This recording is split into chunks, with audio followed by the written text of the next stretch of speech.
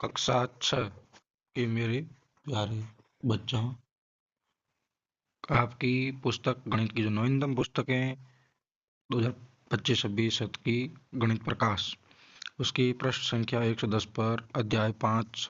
अब आज इस समय के कुछ प्रश्न हैं जिनको अपन आज देखते हैं। जो आपकी स्क्रीन पर प्रश्न है, कुल 10 प्रश्न है, इनका अभ्यास करेंगे अपन। पहला प्रश्न है,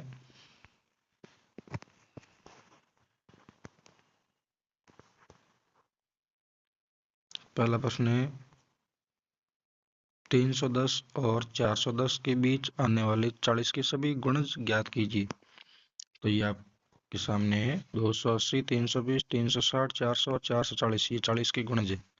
इनमें से 310 और 410 के बीच में केवल 3 गुणज ही है, वो है 320, 360 और 400। दूसरा प्रश्न है, मैं कौन हूँ? मैं कौन हूँ? मैं 40 से कम एक संख्या हूँ। मेरा एक गुणनखंड 7 है।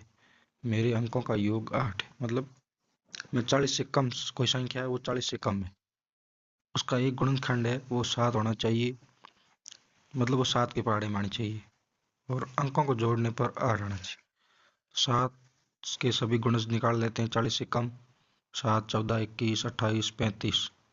इनमें से अंकों को जोड़ने पर इसमें दिया हुआ है कि 8 होना चाहिए, तो केवल 35 ही ऐसी संख्या है जिसमें अंकों को जोड़ने पर 8 आता है, तो सही उत्तर होगा 35। नेक्स्ट क्वेश्चन देखते हैं, दूसरे का ही पार्ट बी। मैं 100 से छोटी एक संख्या हूँ। मेरे दोनों गुणनखंड 3 और 5 है। मेरा एक अंक दूसरे से एक अधिक है। मतलब जो भी संख्या है वह 3 और 5 की सार्वगुणज गुणज होनी चाहिए। 3 के पहाड़े में भी आनी चाहिए और 5 के पहाड़े में भी आनी चाहिए। और दूसरी बात, उसमें अंकों में एक का अंतर होना चाहिए। तो देखते हैं, 3 और 5 को गुणा करने पर 15 आता है। अब 3 और 5 का सार्वगुणज पहला है 15, लेकिन देखेंगे तो इसमें अंकों का अंतर एक से ज़्यादा है। फिर 30 और 45, 45 में देखते हैं तो 4 और 5 में एक का अंतर है, तो सही उत्तर हो गया 5। तो विद्यार्थियों, अगला प्रश्न देखते हैं। एक संख्या जिसके सभी गुणनखंडों का योग उस संख्या से दोगुना है संपूर्ण संख्या कहलाती है। आपको ध्यान होना चाहिए कि संपूर्ण संख्या यानी परफेक्ट नंबर किसे कहते हैं? ऐसी संख्या जिसके सभी गुणनखंडों का योग उस संख्या से दुगुना हो, या फिर उस संख्या स्वयं को छोड़कर शेष गुणनखंडों का योग उसके बराबर हो, उसको संपूर्ण संख्या कहते हैं। जैसे 28, 28 एक संपूर्ण संख्या। 28 के गुणनखंड अपन देखें तो 1, 2, 4, 7, 14 और 28। अब 28 को छोड़ दे तो शेष गुणनखंड का जो योग है वो 28 होता है, इसलिए संपूर्ण संख्या है। इसी तरह यहाँ पर 1 से 10 के बीच पूछी हुई है, तो 1 से 10 के बीच में 6 है जो संपूर्ण संख्या है। यहाँ देखो 6 के गुणनखंड 1, 2, 3, 6, ये 12 के बराबर है। यहाँ 12 को शामिल कर लें तो उसके दुगुण हो जाते हैं, तो इसका सही उत्तर है 6। नेक्स्ट क्वेश्चन है, उभयनिष्ठ गुणनखंड याद करने 28 और 20, 20 और 28 के उभयनिष्ठ गुणनखंड याद करने हैं। तो 20 के गुणनखंड है 1, 2, 4, 5, 10 और 20।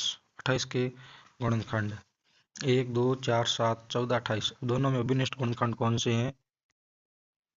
1, 2 और 4। और जो सबसे बड़ा उभयनिष्ठ गुणनखंड होता है वह उन संख्याओं का HCF होता है, HCF। फिर नेक्स्ट प्रश्न है, 35 और 50 के उभयनिष्ठ गुणनखंड 1, 35 के 1, 5, 7, 35 और 50 की गुणनखंड है 1, 2, 5, 10, 25 और 50। दोनों में उभयनिष्ठ गुणनखंड कौन से होंगे? 1 और 5 दोनों के उभयनिष्ठ गुणनखंड होंगे। नेक्स्ट क्वेश्चन है, 4, 8 और 12 के उभयनिष्ठ गुणनखंड कौन से होंगे? तो आपके सामने 4 के गुणनखंड हो गया 1, 2 और 4। 8 के गुणनखंड हो गए 1, 2, 4 और 8। 12 के 1, 2, 3, 4, 6 और 12। तो अभिनिष्ठ गुणनखंड है 1, 2 और 4। फिर ये आपके सामने 5, 15 और 25 के हैं, तो 5, 15 और 25 के केवल 1 और 5 विशिष्ट गुणनखंड होंगे। अगला प्रश्न है, 3 ऐसी संख्याएं ज्ञात कीजिए जो 25 का तो गुणज हो लेकिन 50 का नहीं। तो आपके सामने सभी 25 के गुणनखंड लिख दिए हैं, 25, 50, 75 और 100, 125। इसमें से 50 के गुणज हटा देते हैं, तो 50 का गुणज 50 हटा देते हैं, 100 हटा देते हैं, तो शेष बचते हैं 25, 75, 125। और आगे पूछे तो 175, 225, 275। ये ऐसे गुणनखंड है, गुणज है जो 25 के हैं लेकिन 50 के नहीं। अंश और उनके मित्र दो संख्याएं लेकर इडली डोसा खेल खेल रहे हैं। दोनों संख्याएं 10 से छोटी है। पहली बार यदि कोई इडली बड़ा कहता है तो वो संख्या 50 की 50 आती है। ये दोनों संख्याएं क्या होगी?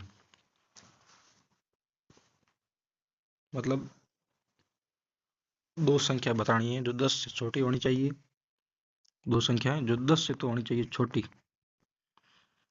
और उनका सारो गुणज है वो 50 के बाद आना चाहिए, 50 से पहले नहीं आना चाहिए। संख्या 10 से छोटी होनी चाहिए और सारो गुणज 50 के बाद आना चाहिए। तो दोनों का संख्या का एलसीएम, इडली डोसा बड़ा दोनों संख्याओं का एलसीएम। तो देखें कि यहाँ अपन देखें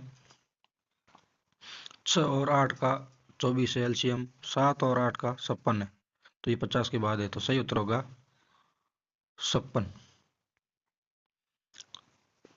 तो 7 और 8 ऐसी संख्याएं 10 से छोटी है और उनका सारो सबसे छोटा सारो गुणज 50 से बड़ा है, यानी एलसीएम 50 से बड़ा है।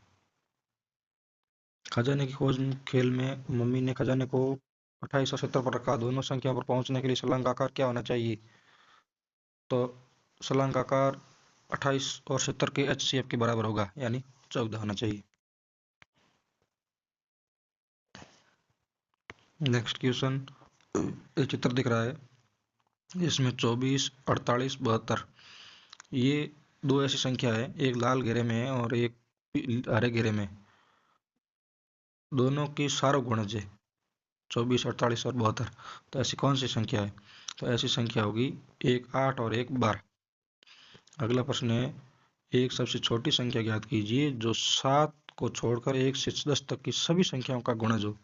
ऐसी संख्या बतानी है जो 1 से 10 तक सभी संख्याओं का गुणज हो, सबके पहाड़े में आनी चाहिए, और वो 7 को छोड़कर, मतलब 7 के पहाड़े में नहीं आनी चाहिए, 7 का गुणज नहीं होनी चाहिए। तो वो संख्या आप निकालेंगे अभाज्य गुणनखंड विधि से, तो वह 360 क्या आएगी? 360 आएगी। नेक्स्ट क्वेश्चन है, एक सबसे छोटी संख्या ज्ञात करनी है जो 1 से 10 तक की सभी संख्या का गुणज है, तो वो संख्या है 2520। तो ये थे आपके गणित प्रकाश नई पुस्तक कक्षा 6 गणित की जो है इस साल लगी हुई है, उनके कुछ प्रश्नों के उत्तर और उनके हल आपको मैंने अच्छी तरह से समझा दिया है। आपको वीडियो अच्छे लगे तो इसको शेयर करें, लाइक करें, कमेंट करें और मेरे चैनल को सब्सक्राइब जरूर करें। धन्यवाद।